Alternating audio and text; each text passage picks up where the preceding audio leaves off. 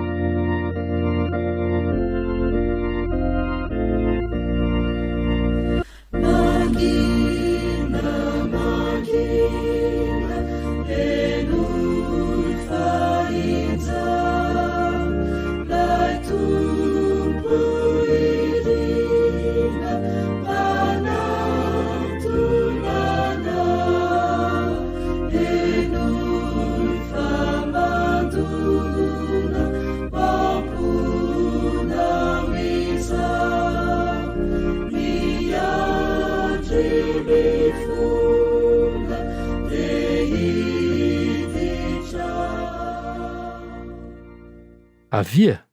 aoka sika iobo ho an'i Jehova, aoka sika hanao fefifaliana ho amin'ny vatolahy amin'ny famonjenantsika, aoka keo anatrehana amin'ny fiderana isika,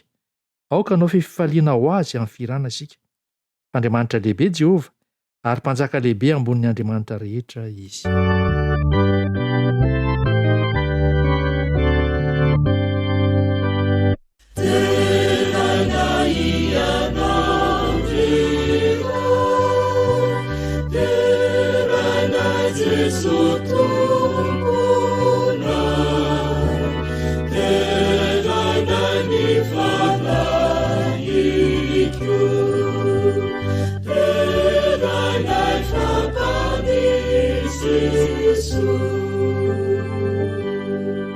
Andeha isika hiantso ny fanatrehan'Andriamanitra amin'ity fotoana manokana ity any amin'ny toerana izay misy anao rehetra any, dia mangataka anao hifantoka hiantso izany fanatrehan'Andriamanitra izany. Vavaka isika. Ry Tompo Andriamanitra ray zanaka fanamasina,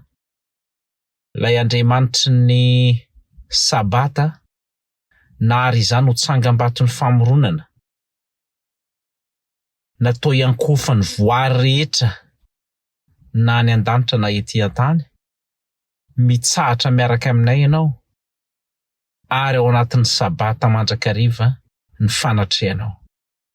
Naiza naiza hiantsona ny anaranao amin'izao ora sy fotoana izao, naiza naiza andrenesana ny hafatra manokana avy aminao, dia aoka mba ho feno ny fanatrehanao, ny saina, fo, ny momba anay rehetra, ary ny fanahy masina izay miasa mahery ao anatin'ny zanakao rehetra, dia ampitoetra izany fanatrehana izany. Anovanay ny fanatrehanao, ary amin'ny alalan'ny fianonany teny, dia tsy toro-teny tahaka ny amin'ny radio rehetra fotsiny, fa mba handray hafatra ny tsirairay avy. Amin'ny anaran'i Jesosy. Amen.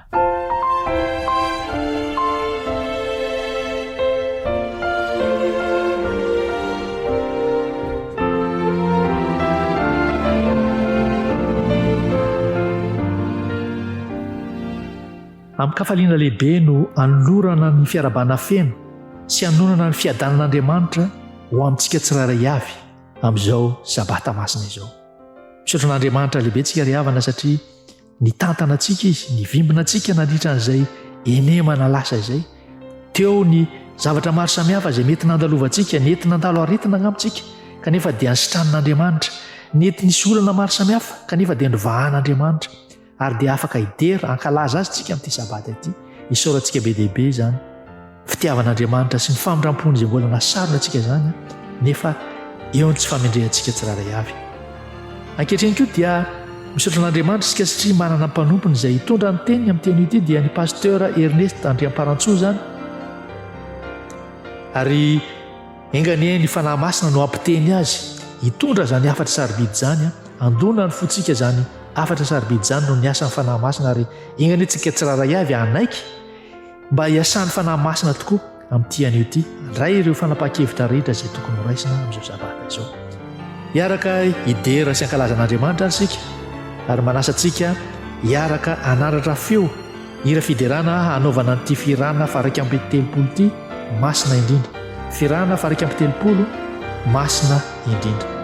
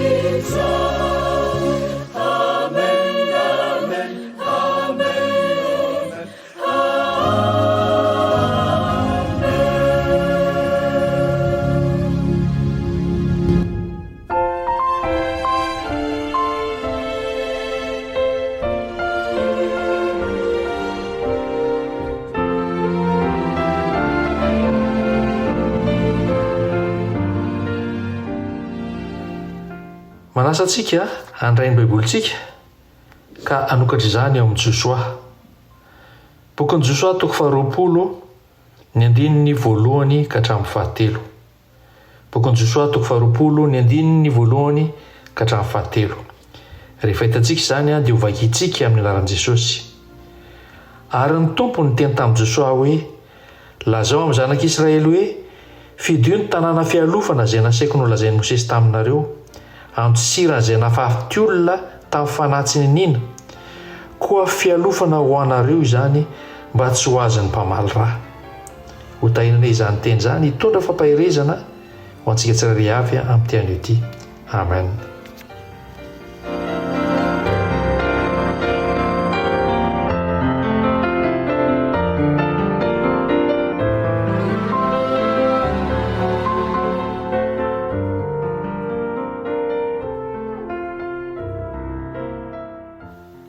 Hiaraka hivavaka isika. Ry rainay eo izay ny an-danitra, rainay amin'ny alalan'i Jesosy Kristy ianao. Misaotra anao Tompo satria mihainao izao sabata anao masina izao izay tsirairay avy. Mihainao an'ity onjam-peo ity. Misaotra anao ireo famindram-ponao sesehena izay natafinao tsirairay avy. Nandritra ny nenemana lasa iny Tompo. Be dehibe ireo zava-tsahatra ny lalovana. Be dehibe ireo fisedrana maro samihafa. Nefa dia tsapa ny sandrim-pitiavanao, niditra an-tsehatra ianao, ny tantana, ny vimbina, ny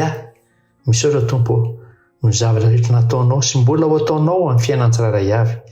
izay mihaino izao onjam-peo izao. Ankehitriny Tompo dia mivavaka manokana izay amin'ity sabata ity. Raha misy anatin'ny tsy fahasalamana dia mangataka aminao Tompo sy trano izy ireny.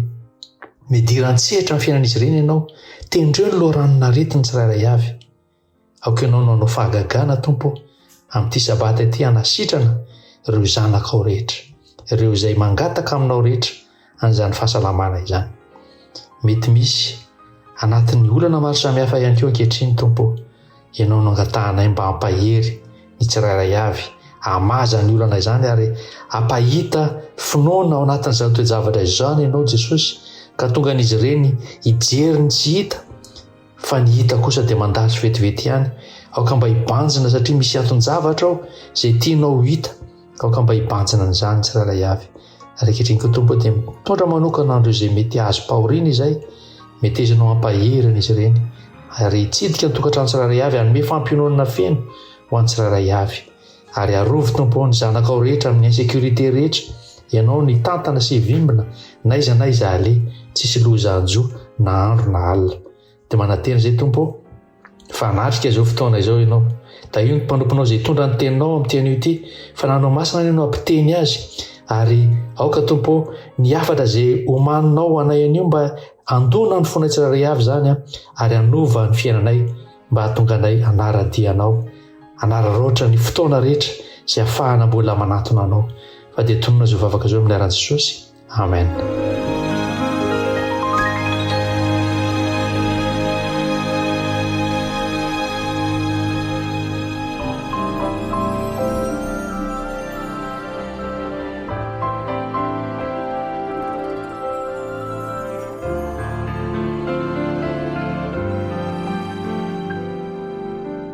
Ho fanomanana ny fomampanahintsika handray ny tenin'Andriamanitra amin'ity maraina ity, izay hoentin'ny mpanompony dia ny pasteur Ernest Andriamparatsoa izany, dia manasa anao hanaraka sy hiaino ity hira anankiray ity.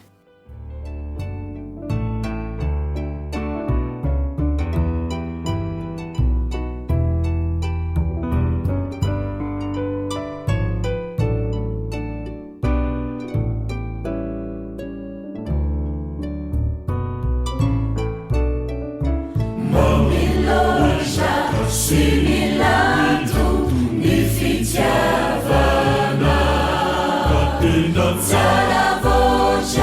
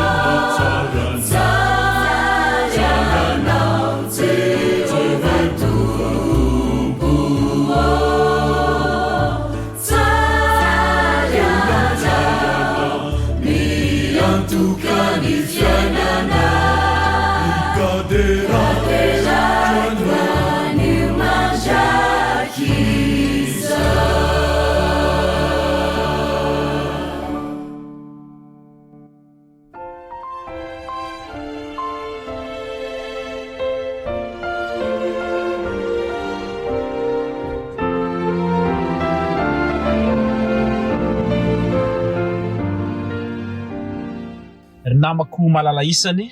ao anatin'ny famakivakinany bokony Josoatra any isika ary ny Josoa toko 20 no toko fototra izay horesantsika indray amin'ity androany ity ao zany ny toroteny manokana ho antsika androany ary ny lohatenin'ny toroteny dia ny hoe ireo tanàna fandosirana misy akolo lehibe eo amin'ny fiainantsika ankehitriny na dia efa nisoratana anarivo taonany taloha aza ny bokony Josoa toko 20 ary ny nametrahana an'ireo ataontsika hoe cité de refuge ireo dia tadidio fa mbola misy akolo lehibe eo amin'ny fiainantsika tsirairay avy zany ary ho hitanao eo fa tena mahafinaritra ny lesona sarobidy voaray avy amin'ny alalan'ity Josoa toko 20 ity. Andeha ho vakitsika ny Josoa toko 20 ny andiny voalohany ka hatramin'ny fahasivy satria tsy dia lava loatra ihany koa ity toko ity ka dia mino afa efa handray lesona sady ianao amin'ny alalan'ireo afatra manokana ao anatin'izany. Dia izao ny vaky ny teny anaran'i Jesosy.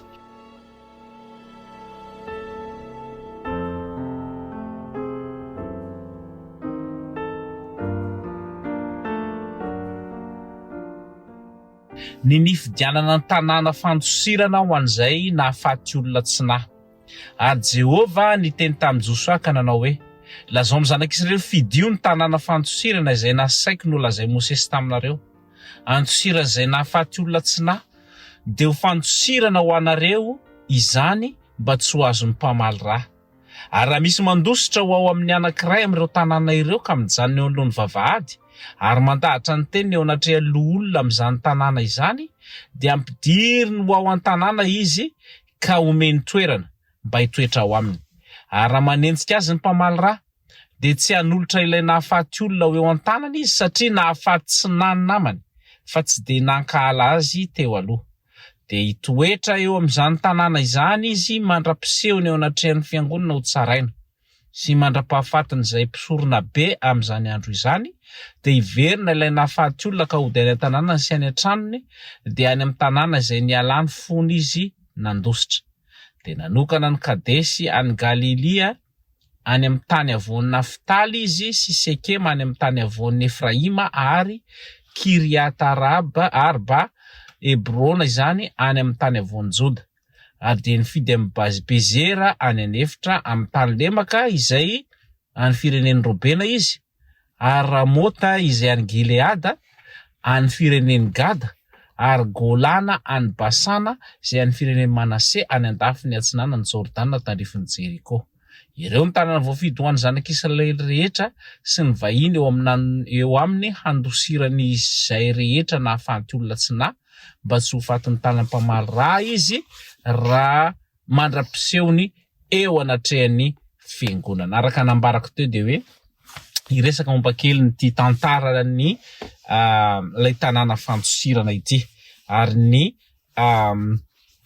fomba famahan'Andriamanitra ny olana sahala amin'izany dia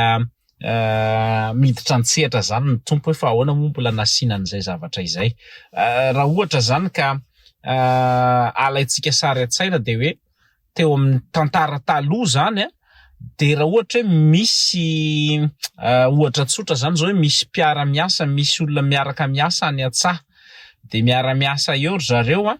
dia nipitika ohatra ny famaky le anankiray ka mety ohatra hoe rahalahiny io, na mety hoe namany fotsiny io, na mpiara-miasa tsotra fotsiny, na fianakaviana. Dia rehefa mipitika le izy tsy nisy ady akory teo amin'izy ireo, na hoe natao fanainiana le famaky na antsy na ohatra zany nipitika any amin'le anankiray dia nahafaty azy tampoka. Dia amin'izay fotoana zay zany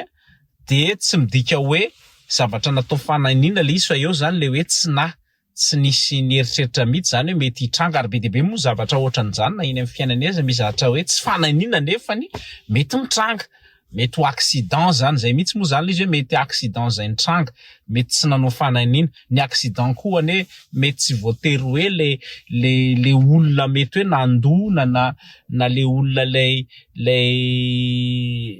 lay maty ohatra no mety ho diso, mety mamo, isan-karazany zany le izy, fa tsy any moa le tiako hidirana fa le hoe tsy zavatra tsy fananiana.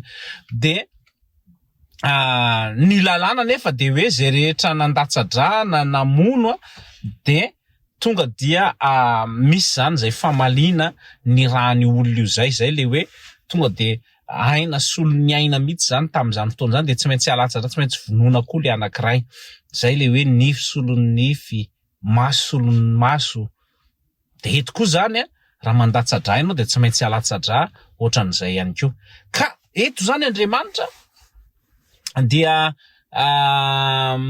nanome efa baika efa ela tamin'ny Mosesy zany, fony Mosesy mbola velona zany, dia miaraka tamin'io lay hoe zay rehetra mandatsa-drà dia mba ho alatsa-drà ihany koa. Ary amin'ny Genesis 7:9 no misy fanambarana ihany koa an'izay moa zany. Dia ao anatin'izay zany dia tsy maintsy tadiavina le olona zay nahafaty an'le namana na fianakaviana io zany, fa Mosesy zany efa nomen'Andriamanitra baiko araka le voalaza teo amin'ny soratra masina le vakitsika teo hoe araka le lazaiko taminareo izy hoe manaova tanàna fantosirana, dia manatanteraka an'izay zany rehefa tonga amin'ny tany Kanana. Dia hitantsika eo amin'ny Joshua 4:20 io zany ny fomba fanaovan'Andriamanitra n'izay famindram-pony amin'ny toe-javatra maro samihafa izay mitranga eo amin'ny fiainana izay.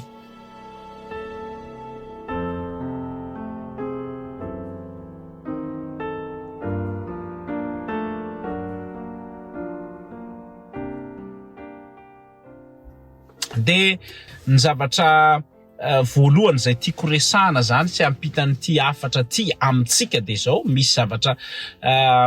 vitsivitsy zany amin'ny alalan'ity tantara ty zay tena hoe lesona lehibe mahafinaritra mihitsy satria mitipivian'i Jesosy Kristy moa zany tena marina kristocentrika be zany ilay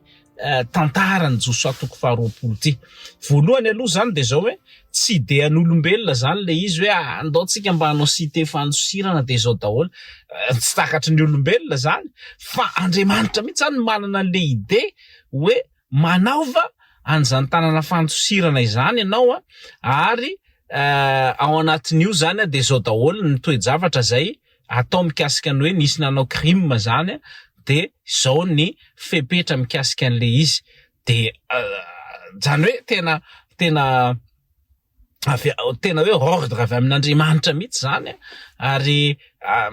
zay le hoe Andriamanitra be famindram-posy be fiantrana be fitiavana ka na ny lalàna aza nametraka tsy maintsy vonoina maty ny olona zay nanao an'izay de eto kosa de zao hoe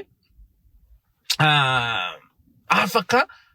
manova zavatra zany izay fidian'Andriamanitra antsehatra zay le famindram-pon'Andriamanitra izay ka na de saika maty aza saika vonoina mihitsy de zao hoe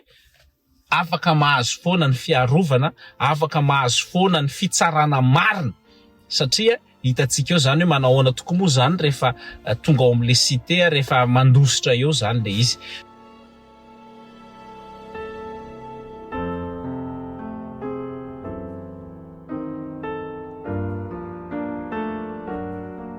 De ny zavatra faharoa ihany koa zany ankoatran'ny hoe idean'Andriamanitra le izy de fanatanteran'Andriamanitra ny teny fikasana satria araka ny lazaina tamin'ny Mosesy zany hoe zao tsy adinon'Andriamanitra mihitsy zany ny zavatra mifampiresahana de jereo tsara nge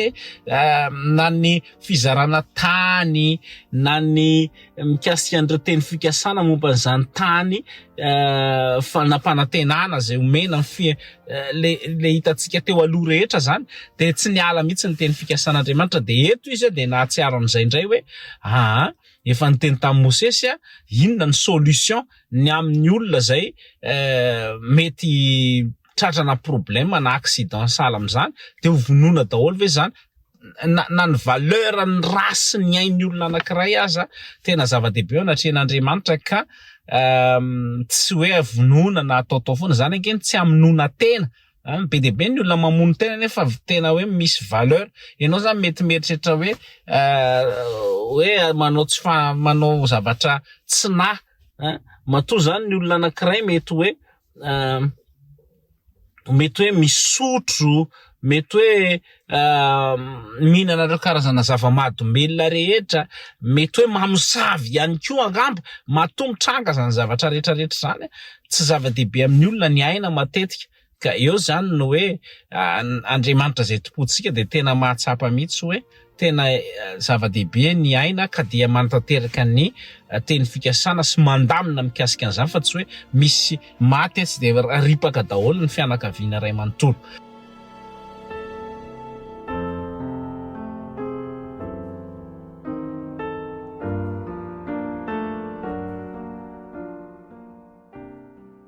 De ny zavatra manaraka ihany koa zany tebaka ao anatin'io de zao hoe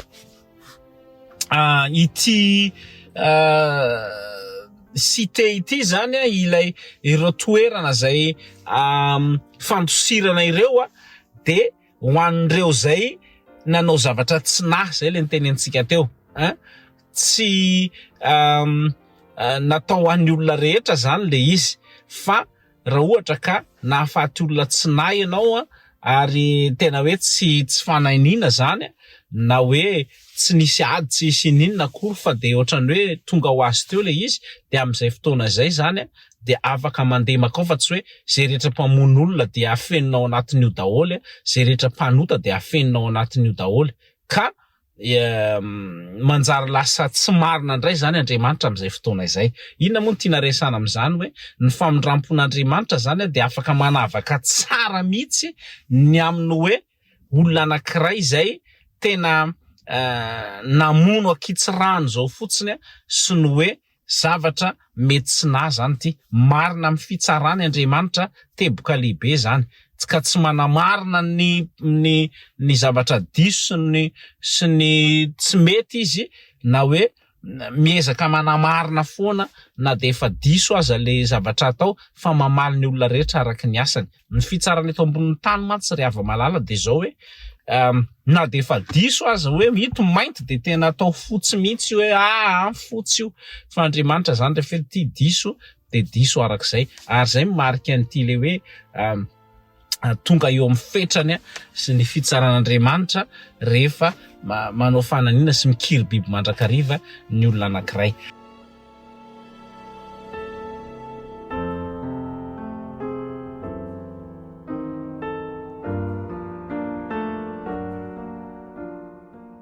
De ny teboka manaraka zany anisan'ny mahafinaritra ihany koa ao anatin'ity Josia 2:20 ty de ny hoe ity reto cité reto zany de sady azo andehanana no misy amin'ny toerana maromaro zany eo raha ohatrany hoe ona re zany ny fomba nazavana azy hoe accessible zany le izy sady raha amin'ny teny anglisy izy de misy koa ny hoe available zany hoe azonao disponible zany le izy sady accessible amin'ny zavatra rehetra. De eo amin'ny toko 20 ka hatramin'ny fahaenina toko 7 toko 20 ka hatramin'ny 7 misy an'izay hoe ity tantara zay miresaka an'ilay hoe ahoana daholo ny dingana zay atao manahoana rehefa avy nanao an'izay acte zay lay olona zany de mitsoka makany amin'ilay reto toerana reto ka misy toerana enina zany azo andehanana nomeny eo daholo moa zany le anarana rehetra Kede, Kadesy, any Sekem, any Hebron, any Bezera, any Ramota, any Golan reny rehetrarehetra reny zany reo toerana enina ireo zany de azonao andehanana hitsoana zany hoe tsy voatery amakivaky ny firenena ray manontolo zany ianao mamakivaky ny kanana manontolo ianao zany vao tonga any amin'ny toerana fanosirana fa tonga de accessible. Mety hoe mandeha tapakandro, mety mandeha ray andro ianao de tonga any amin'ireo toerana ireo ary de rehefa tonga eo zany ianao de miresaka am'le misy loolona zany eo, misy olona tompona andraikitra zany eo jere tsara le fandaminan'Andriamanitra teny hoe Andriamanitra ny lamina sy ny fahamarinana. De rehefa tonga eo zany ianao de miresaka am'le loolona zay voatendrina le tompona andraikitra eo hoe ohatratra zao ny kago de io olona io zany no mamaritra hoe tena mendrika hiditra ato izy ary tsy maintsy mena toerana ao amin'io toerana io izy zany ary raha ohatra kosa ka hoe tsy marina le ka zany hoe tsy mifanaraka am'le zavatra fepetra zay idiranao dia alefa mody ianao dia mamaly tonga mpamaly raha zany zay manenjika anao ary dia afaka vonoina zany na toram-bato arakarak'izay zavatra mitranga eo. Jere tsara nge zany atsarany zany ataontsika hoe symbole zany ry hava malaly hoe isika zany na re olona zay nanao an'izany rehetrarehetra izany dia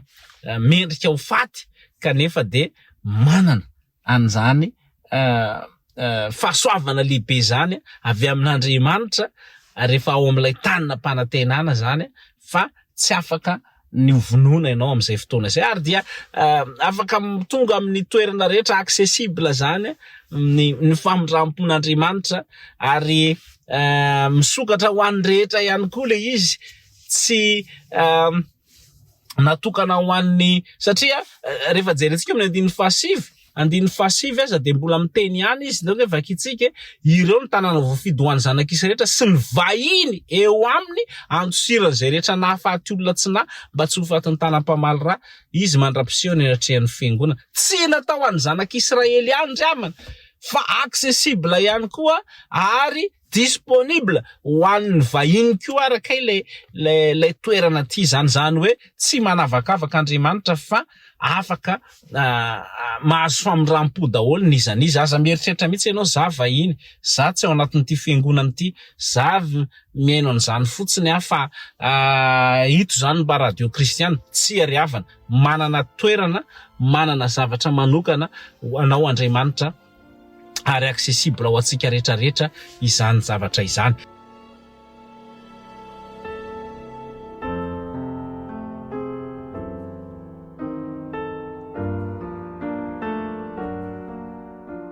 Inona moa ny tian'izany rehetrarehetra zany lazaina raha atao ny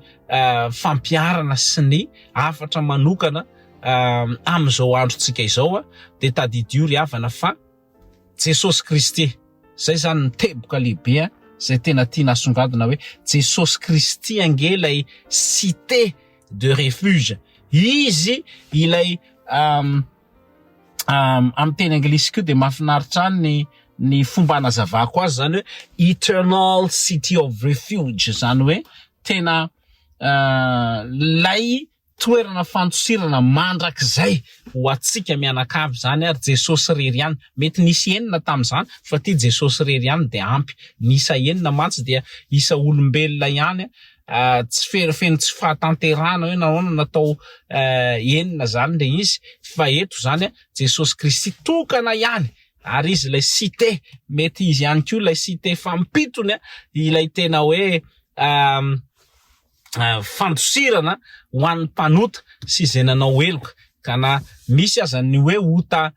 sasa rehefa ao anatin'ny famindrampon'Andriamanitra zay rehetra manatona ny Kristy de afaka mahazo famelan-keloka ary afaka mibebaka isika afaka miaikeloka isika mba afahan'i Jesosy malako zay mampiavaka an'le izy hoe na ota fananina na ota tsina zany raha mbola anatin'ny andro pasoavana sy ny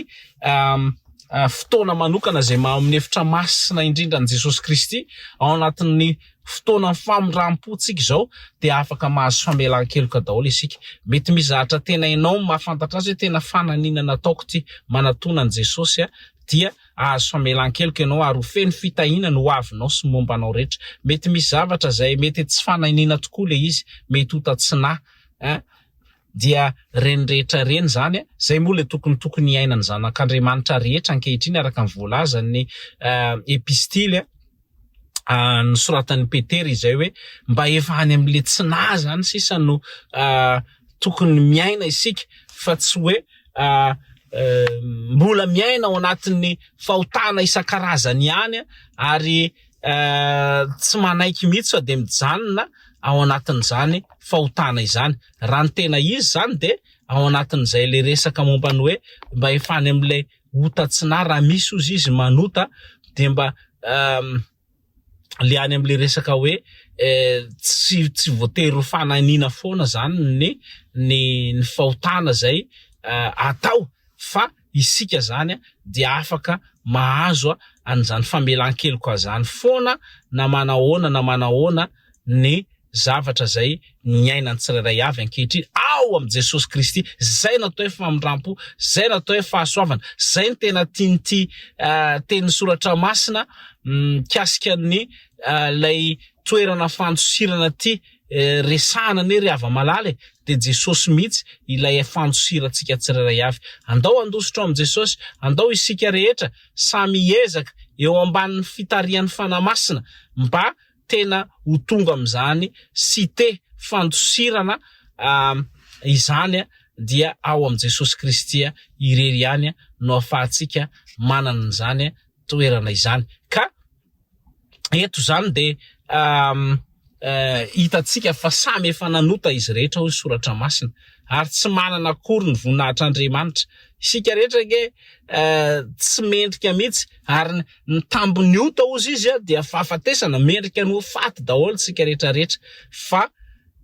ho amarin'ny Kristy no amasin'ny Kristy isika ary de afaka mitsangana manoloana n'ilay zanak'Andriamanitra, lay mpisolo vavantsika hoe tsy maninona fa afaka miditra ao anatin'ny siten'Andriamanitra isika amin'izay fotoana izay. Ary ny mpamaly ra zany izay manenjika amin'izay fotoana izay dia na dia tonga eo aza lay mpiapanga ny devoly zany io de nanao an'izao pepony isan'andro isika de manamelo tena de mahatsapa tena fa mpanota mandrakariva de amin'izay fotoana zay de efa miteny Kristy efa voapaye tamin'ny rako ity olona ity, tsy afaka manao ininona antsika satria ao am Jesosy. Na iza ny ao am Kristy, zay zany le ao am Kristy dia olom-baovao izany olona izany, efa lasa ny zavatra taloha. Raha Kristy raha teo momba antsika, izy ilay mpisorona be antsika dia tsisy manana fahafahana mihitsy zany andrombaka zay eo ampelantanan'ny Kristy ry havana. Makanesa eo am Kristy isan'andro, amin'ny finoana no anatonana an Jesosy. Tsy azon'ny olona hoe inona le teo manatona inona le teo manana an Kristy. De zao hoe ny fifandraisana ety aminy no ahafahanao manana an Jesosy isan'andro. Ny fanantenanao rehetra zany dia mifototra ao am Kristy irery ihany, fa io cité io Jesosy io dia afaka manome ny famindrampo ary accessible ho an'ny olona rehetra, disponible ho an'ny olona rehetra. Ary hevitr'Andriamanitra mihitsy no nandefan'i Jesosy Kristy ilay tanàna fandosirana ka zay rehetra mandray an Jesosy zay mino azy zay mino azy no manana fiainana mandrakizay. Fa raha tsy mino an Jesosy isika dia fahaverezana sy fahotana no ao anatsika tsirairay avy zany. Zany ma hoe iden'Andriamanitra hatramin'ny planiny famonjena aza hoe raha toa zany ka manota reto zanak'Andriamanitra rehetra mampiasa ny safidy malalaka zay ananany, inona ny vahaolana? Jesosy mihitsy ilay volontaire désigné mba hanatanteraka an'izany famonjena izany ary nanaiky ho faty teo amin'ny hazo fijaliana ho atsika tsirairay avy. Noho izany dia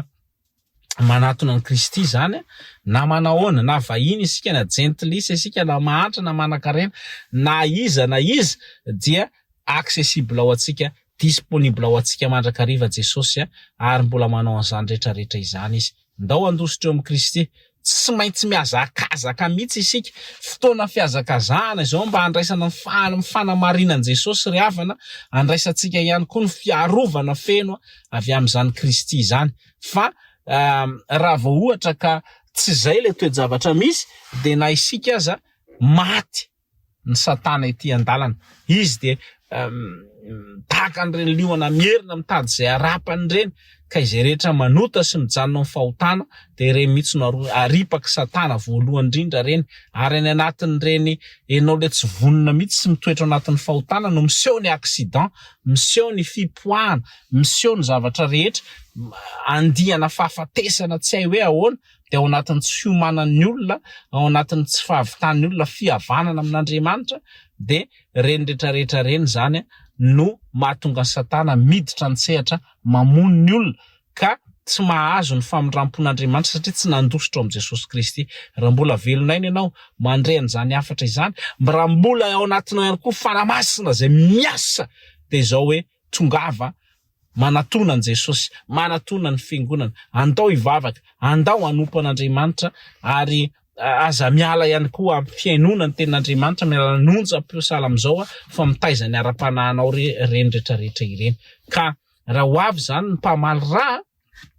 de efa azo antoka fa efa voaharo ianao ary tsisy afaka ikitikitika zay ao anatin'izany système n'Andriamanitra izany. Tiako be le système n'Andriamanitra ny fiarovana sy famindrampo ho an'ireo rehetra izay manaiky hiditra ary manaiky an'izany famonjena izany. Mety misy olona ihany koa rehefa tonga ny toe-javatra ohatran'izany ny zatra tsina de mijanona any an-tanàna ihany de tsy maintsy maty izy, na de tokony hazo famindrampo aza. De ohatr'izany mihitsy tsika io hoe na de efa fantatsika hoe misy ny fandosirana ao am Kristy, zay rehetra ao am Kristy, mitafy an Kristy, dia zany rehetrarehetra zany ange le hoe miditra ao am'ilay cité am'izao fotoana misy atsika zao rehefa anatonana an Jesosy, de be ny voalazan'ny soratra masina hoe zay rehetra ao am Kristy de olom-baovao izy, raiso Jesosy Kristy ho tompo sy mpamonjy ny tenanao manokana, zay mitafy an Kristy zay natao batisa ozy izy de mitafy ny Kristy de zay no anaovana batisa satria reny rehetra ireny zany no idiranao am'le cité de refuge dia tsy maty na ripakary zany ianao de zay mahatonga antsika atao batisa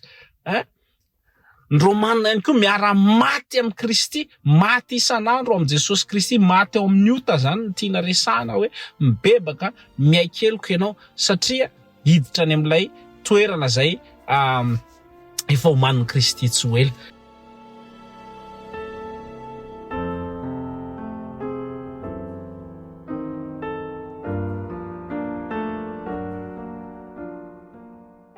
Ka de ny antso amintsika zany dia ny andositra ny fahotana fa iazakazaka kosa makany amin'ny fiainana mandrakizay. Mandositra ny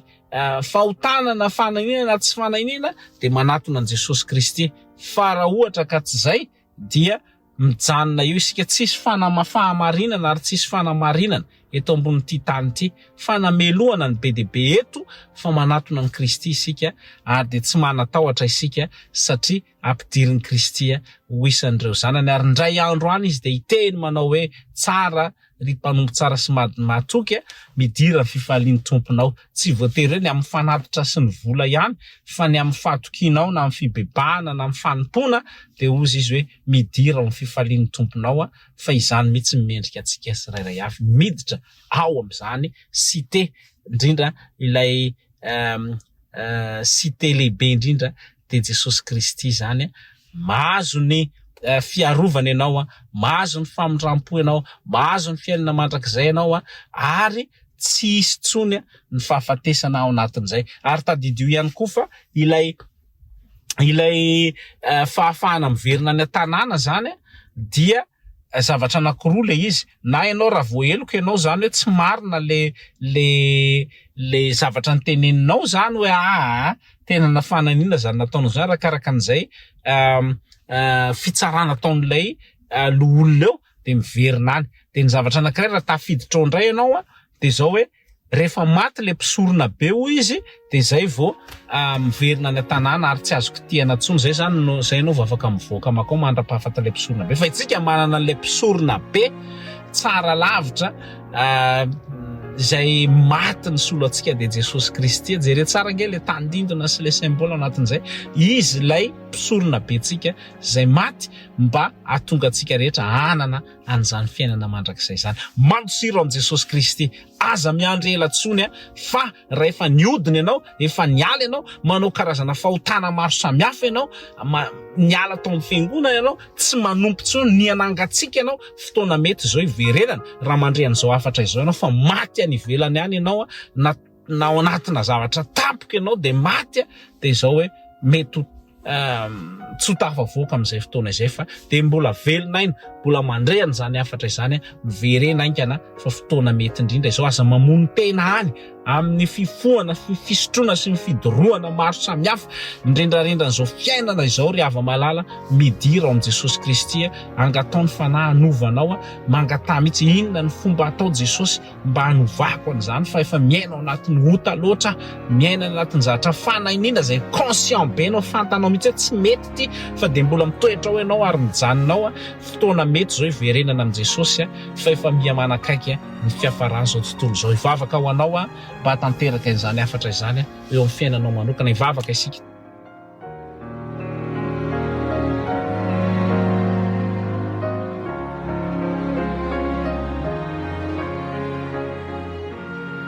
Tompo Andriamanitra ray masina, misaotra noho ity Joso atoko faharoapolo ity, tsy hoe natao fotsiny mba ho tantara zany fa mampianatra anay fa ianao Jesosy lay tena cité, ianao lay toerana zay fandosiranay malona ny ota sy ny rehaka zao fiainana zao dia nanana ide ianao Jehovah Andriamanitra ny andefa ny Jesosy zanaka ary nandefa ny fanahy masina mba hahatonga ny rehetra hibebaka satria mandresy lahatra ny amin'ny ota ny asan'ny fanahy. De misaotra ry Andriamanitra telo zay ray fa tena famindram-po lehibe zany, fitiavana lehibe zany. Misaotra Jesosy fa ianao de tena hoe accessible, disponible amin'ny fotoana rehetra. ho anao ny voninahitra. Izahay kosa dia mba handray tsara ny teny ampiatra n'izany ary ahatonga n'izany teny zany isy fahefana sy fanovana manokana amin'ny fitondran-tena ny fisainanay momba anay rehetra. Izay rehetra efa nandositra niala taminao ary izay rehetra miazakazaka kosa miverina eo aminao, Jesosy eo aoka mba handray izany fitiavana sy famindram-po lehibe zany ary raha ho avy ianao Kristy dia hoentinao any amin'ilay tena tanàna lehibe fandosirany vovonjy rehetra dia ilay Jerosalema vaovao. Mitahia ny mpiaino rehetra ianao na roviana andrenesana an'izany hafatra izany. Mitahia manokana ny onjam-peo ianao mitahia ireo izay manolo tena sy mikely anafatratra ny amin'ny fanapariana ny hafatra amin'ny alalan'izao onjam-peo zao amin'ny anaran'i Jesosy. Amen.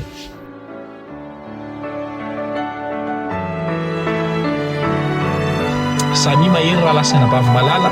samy andositra amin'ny Kristy isika. Amen.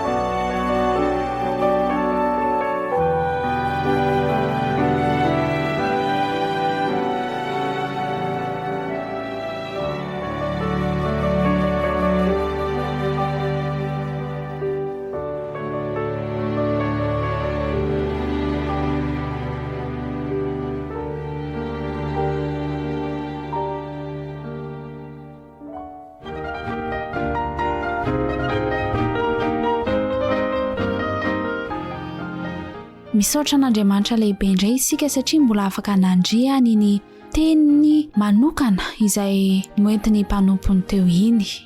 Ankehitriny dia ny firarointsoanay dia mba hitoetra aty anatintsika tsirairay avana izany teny izany, tsy handalo fotsiny amin'ny sofina fa mba hitondra fiovana ara-panahy eo amin'ny fiainantsika. Ary ny fanirianay moa zany eto amin'ny Hope Radio dia ny anandratra fanantenana amin'ny fiainantsika tsirairay avy ireo. Ankehitriny dia mifarana sahady ny fandaharana fanompiavavana amin'ity androandroany ity, fa manome fotoananao indray izahay amin'ny herinany toy izao eto amin'ny Hope Radio dia manome velomanao indray mandra-piona amin'ny manaraka indray.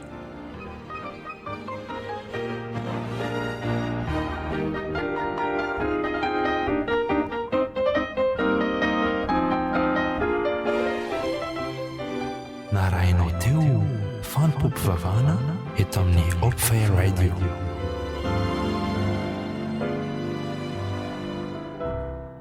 Azonao atao ny mamerina miaino sy maka izao fandaharantsika izao ao amin'ny tranokala fanantenana ho anao.org/fanompompivavahana. Ho sabata feno fitahina, ho sabata feno fahasambarana, ho sabata feno fifalinana ity tontolo androntsika anio ity.